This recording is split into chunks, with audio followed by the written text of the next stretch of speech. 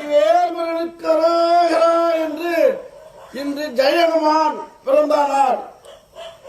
மார்கழி மாதம் வெள்ளிக்கிழமை மூல நட்சத்திரத்தில் ஜெயஹனுமான் பிறந்தார். அவருடைய பிறந்த நாள் இன்றுதான் வெள்ளிக்கிழமை. ஒவ்வொரு மனிதனுக்கும் பிறந்த நாள் இருக்கின்றது. அந்த ஜெயஹனுமான் எப்படிப்பட்டவர்? எல்லா அம்சம் உள்ளவர்.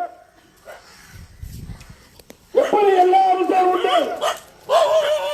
சோதரமான அம்சம், பகாசுடைய அம்சம், துர்காவுடைய அம்சம், அப்படிப்பட்ட பார்வதியுடைய அம்சம், எல்லா அம்சத்தோடு ஜெயஹனுமான் பிறந்தார்.